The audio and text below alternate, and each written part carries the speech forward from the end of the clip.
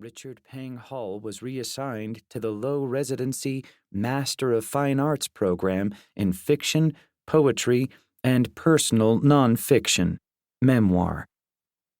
Thus had the writers come to Richard Pang Hall on the campus of Ripley College in this strange corner of northern Vermont, close enough to the fabled Northeast Kingdom to bear some trace of its distinct oddness.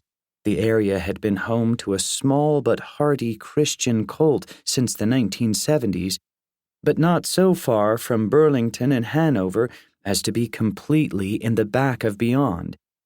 Of course, creative writing had been taught at the college since the 1950s, but never in any serious, let alone enterprising way.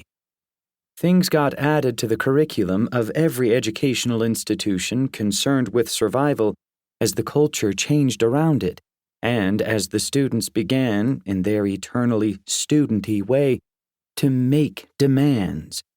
Women's studies, African American studies, a computer center that actually acknowledged computers were, a thing.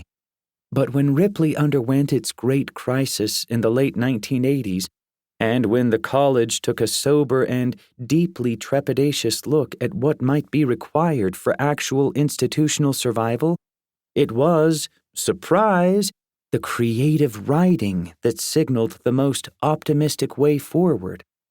And so it had launched its first, and still only, graduate program, the Ripley Symposia in Creative Writing, and over the following years the symposia basically ate up the rest of the college until all that was left was its low-residency program, so much more accommodating for students who couldn't drop everything for a 2-year MFA course, and shouldn't be expected to. Writing, according to Ripley's own glossy prospectus and highly enticing website, was not some elitist activity out of bounds to all but the fortunate few. Every single person had a unique voice and a story nobody else could tell. And anybody, especially with the guidance and support of the Ripley Symposia, could be a writer. All Jacob Finch Bonner had ever wanted to be was a writer. Ever, ever, ever.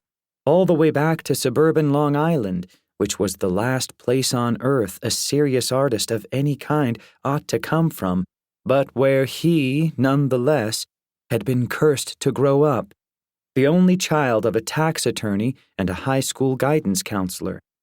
Why he'd affixed his star to the forlorn little shelf in his local library marked Authors from Long Island was anyone's guess, but it did not pass unnoticed in the young writer's home.